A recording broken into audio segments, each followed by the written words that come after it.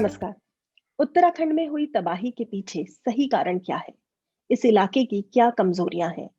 क्या इस तरह के हादसों को रोका जा सकता है? इनसे निपटने के लिए क्या प्लान ए, प्लान बी या प्लान सी ऐसा कुछ तैयार किया जा सकता है? ऐसे तमाम सवालों के जवाब आज हम साइंस कॉल पर लेंगे डीपी डोभाल जी से। आप जाने माने ग्लेशियोलॉजिस्ट हैं, Wadia institute of Himalayan geology में वैज्ञानिक रह चुके हैं। ग्लेशियर्स को लेकर डोभाल जी ने कई शोध किए हैं और केदारनाथ में हुए हादसे की जांच में भी उन्होंने अहम भूमिका निभाई है। तो वो इस तरह की खबरों की सही पिक्चर समझने में हमारी मदद कर सकते हैं। आइए उनसे साइंस कॉल पर बात करते हैं।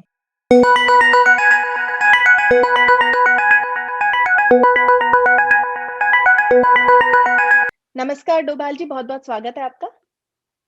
नमस्कार। उत्तराखंड में हाल ही में जो हादसा हुआ है उसे लेकर अलग अलग तरह की बातें, अलग अलग तरह के कारण हमारे सामने आ रहे हैं। एक्सपर्ट्स इसे ग्लेशियल लेक आउटबर्स्ट फ्लड भी कह रहे हैं। आखिर वहां पर हुआ क्या है, अगर आप हमारे दर्शकों को समझा पाए। एक्चुअली जो यहाँ पर जो ये इवेंट हुआ है वो similar to the glacier lake outburst. Actually hmm. Glacier lake outburst उसको बोलते हैं जो ग्लेशियर का आगे जो लेक बनती है उसका टूटना।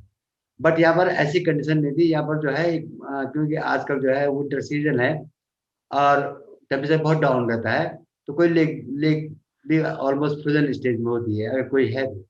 और पहले भी आपको कोई लेक रिकॉर्ड नहीं की गई है, ऐसा कोई रिपोर्टेड लेक उस साइड में थी नहीं पहले से, जो हम बोलते लेक है कहते हैं।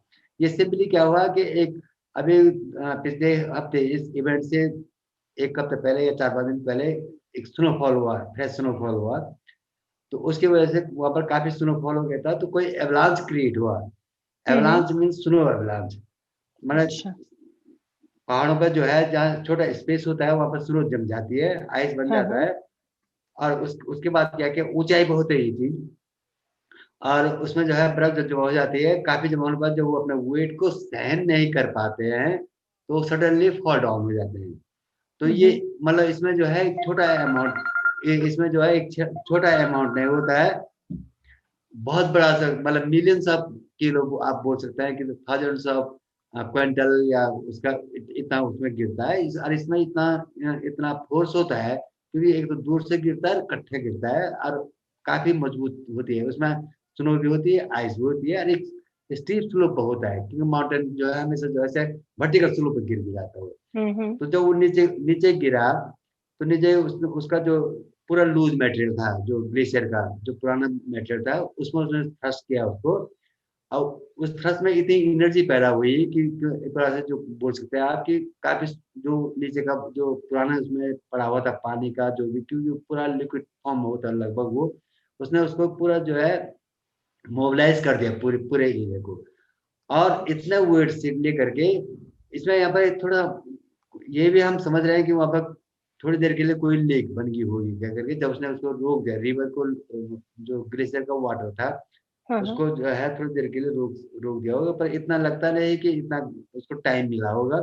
पर जो वहां से जो उसको पूरा नीचे को फ्लो डाउन कर दिया डाउन वैली में।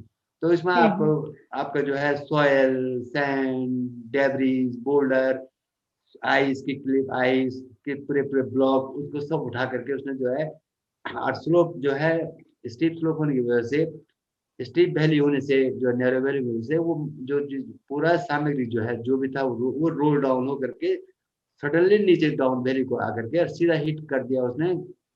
जब जहाँ ही वैली ओपन हुई वहीं उसने एक भयंकर रूप धारण कर लिया पानी में। और सीधा जी।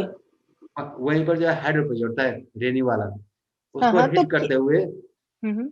उसको हिट करते हुए और सीधा नीचे जो है जो दूसरी नदी थी धौलीगंगा, जो बड़ी मेन रिवर है, उसके साथ मिल करके उसमें मिलने के बाद उसका वेलोसिटी और तेज होगी क्योंकि उसमें और पानी था।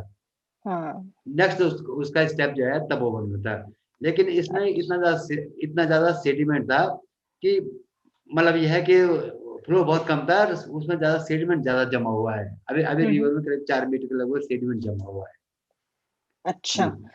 आपने केदारनाथ की तबाही देखी है, बहुत सारा उस समय आप रिसर्च भी किया आपने उसको लेकर के, बहुत सारी टीम्स को आपने लीड किया जो सारे एरिया को की जांच कर रही थी, उनके कारणों की जांच कर रही थी।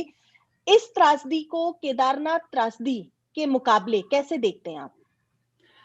देखो, जो इवेंट हुआ वो लगभग सेम और एक एक जैसा था, बट केदारनाथ में कैजुअलिटी ज्यादा हुई थी। जी। कैजुअलिटी होने केदारनाथ कैजुअलिटी माने इंफ्रास्ट्रक्चर लॉस, और क्योंकि टेम्पल टाउन था, पूरा पूरा एक छोटा शहर था, और लोग वहाँ बहुत थे क्योंकि उसमें जो है यात्रा सीजन थी, मई जून की बात थी, तो हर जगह छुट्टियां होती है तो लोग बहुत आता है। मैं कहूँगा वहाँ एक मिनी इंडिया बसा हुआ था उस दिन। जी जी। सुना है कि 10,000 15,000 लोग थे उस पूरी वैली में उसमें थे। तो उस वजह से वहाँ पर नुकसान बहुत ज़्यादा हुआ। इंफ्रास्ट्रक्चर और ह्यूमन का जो है, ह्यूमन लाइफ का, कोई भी लाइफ है उनके, उनका नुकसान ज़्यादा हुआ, क्योंकि वहाँ पर कई कंडी वाले, कई लोग लेबर भी थे यात्री में, कंडी वाले मजदूर राय में थे, खच्चर वाले थे, ऐसे लोग बहुत थे। और कम से कम वहाँ पर जो है 5 से 10,000 के बीच खच्चर वाले थे, जो जो घोड़े जो लोगों को ले जाते हैं। तो वहाँ पर जो है नुकसान बहुत ज़्यादा हुआ। और सेकंड चीज़ वहाँ पर कहता हुआ थोड़ा पानी भी जो थोड़ा ज़्यादा हो गया था, क्योंकि ये यहाँ पर एक दिन का, एक 15 मिनट का की स्टोरी है। वहाँ पर जो है एक दिन पूरा ही निकला, क्योंकि पहले दिन बहुत बारिश हुई थी। बारिश की वजह से भी जो है, क्योंकि बहुत ज़्यादा पहले नुकसान हो चुका था।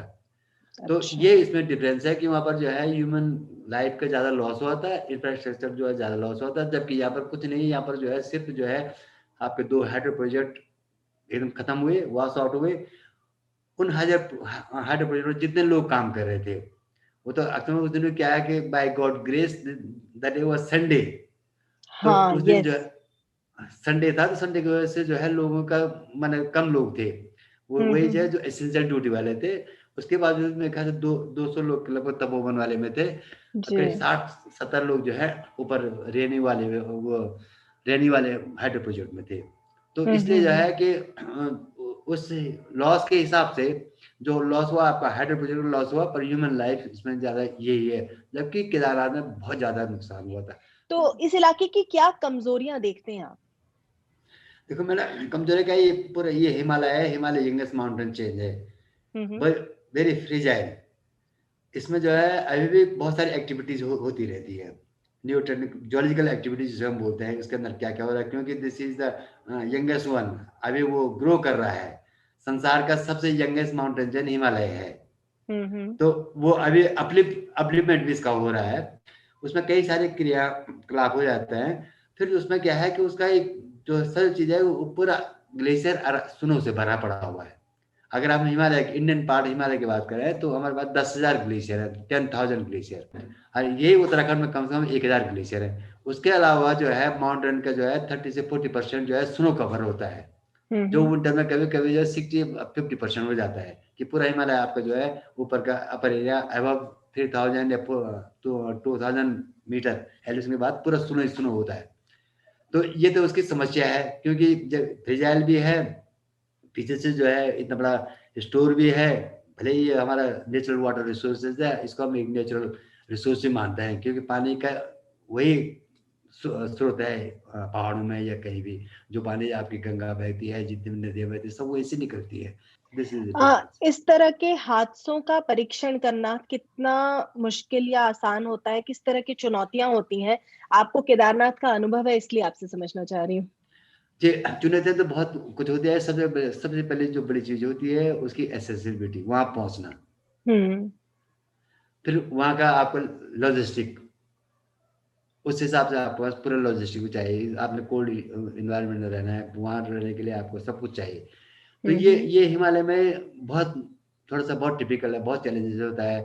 आपको जो है कि हर चीज जो है, आप अगर आप अपने कपड़े भी ले जा रहे हैं, राशन ले जाते हैं, वन टाइम ले जाना पड़ता है, कि अगर मैं वहाँ 2 महीने रहूंगा तो मैं 2 महीने के हिसाब से वहाँ जाऊंगा। उसके बावजूद वहाँ पर हमेशा एक चुनौती होती है कि कब क्या हो जाएगा करके। अगर आप ग्लेशियर पर काम कर रहे हैं, कब क्या, कभी एवलांच गिर गया, कभी ग्लेशियर में जब क्रेविसेस फट जाते हैं, कभी जो है डस्टिंग हो जाती है, विंड विंड ब्लो हो जाता है, जैसे विंड हाई हो जाती है, ग्लेशियर उड़ के फ्रेश स्नो हो जाए उड़ के आ जाती है, कभी सडनली आपका स्नोफॉल हो जाता है। तो ऐसी बहुत समस्याएं हैं, बट उसके बावजूद भी बहुत बहुत अच्छा काम होता है, बहुत लोग काम करते हैं, इक्विपमेंट हमारे वहाँ लगे हैं। जो लेकिन आजकल जो है रिसेंट जो है आजकल हमारे पास एक बहुत अच्छी फैसिलिटी है रिमोट सेंसिंग की, सैटेलाइट हम्म। इमेजेस जो हमारे जी। पास आती है। तो उससे क्या है कि हमारा आधा काम हो जाता है, हम आधी स्टडी उससे कर लेते हैं। सिर्फ ग्राउंड ट्रूथिंग के लिए या कुछ रियल डेटा रिकॉर्ड के लिए हम वहाँ इक्विपमेंट लगाए मैं हैं। ये भी पढ़ रही थी कि ये हादसा जो अभी हुआ है उत्तराखंड में, ये उसी इलाके में हुआ है जहां पर चिपको मूवमेंट हुआ था। तो बिल्कुल सही क्या बोला आपने। मतलब ये पर्यावरण को बचाने की जो इतने वर्षों की कोशिश थी और जो इतना बड़ा मूवमेंट हुआ था, ये कहना सही होगा कि वो सारी चीजें बेकार हो गई अल्टीमेटली, तो ये हादसा हो ही गया जिसे बचाने की कोशिश की जा रही थी। हाँ, देखो फॉरेस्ट अपनी जगह है। एक्चुअल में क्या है कि ये नहीं कि एवलांस पहली बार हुआ वहाँ पर या पहले कुछ हम्म। ऐसा हुआ। एवलांस पहले भी आए होंगे, क्योंकि जब जो क्या होता है कि पहाड़ों में जितनी भी बर्फ गिरती है, नीचे भी गिरती है, ऊपर भी गिरती है, जो स्टीप स्लोप्स होते हैं पहाड़ों की, जो है जो स्लोप होता है वो 80 degree, 70 degree, even sometime vertical 9 degree होता है। तो वो उसको बियर नहीं करता है, थोड़ा सा चमक वो फिर नीचे आ जाता है, तो वो एवलांस के रूप ग्रहण कर देते हैं। तो हमारा कहने का मतलब यह है कि जो आजकल ऐसा हो रहा है, उसका कारण यह है कि ग्लोबल वार्मिंग, क्लाइमेट चेंज, इसमें चेंजेस आ गए हैं, जो ज़्यादा हम्म। चीज़ें को क्रिएट कर रहा है, ज़्यादा हैवोक को क्रिएट कर रहे हैं वो। जैसे ग्लेशियर सडनली बहुत ज़्यादा मेल्ट हो रहे हैं, आपकी स्नोफॉल कभी सडनली ज़्यादा हो जा रहा है, फिर गैप पीरियड आ जा रहा है, इधर इधर बीच में गैप आ जाता है कि 10 दिन एक स्नो स्पेल आया, फिर 15-20 दिन स्नो नहीं आई, तब तो वो मेल्ट हो जाता है, फिर उसके बाद स्नो आई। तो ये अनसर्टेनिटी बहुत आ रही है ग्लोबल वार्मिंग की वजह से। देश जी। में क्या ऐसे और भी इलाके हैं जो इतने नाजुक हैं जैसा उत्तराखंड का पूरा इलाका है? अब जैसा आपके हिमाचल है, हम्म। पहाड़ी इलाका है, वो भी ऐसे ही, हिमाचल भी ऐसे ही है, जे&के है। हमारे पास 11 स्टेट, हिमालयन स्टेट है। हम्म। सिर्फ थोड़ा सा बीच में आसाम आसाम को छोड़ दो, वहाँ पर जो है ग्लेशियर नहीं है।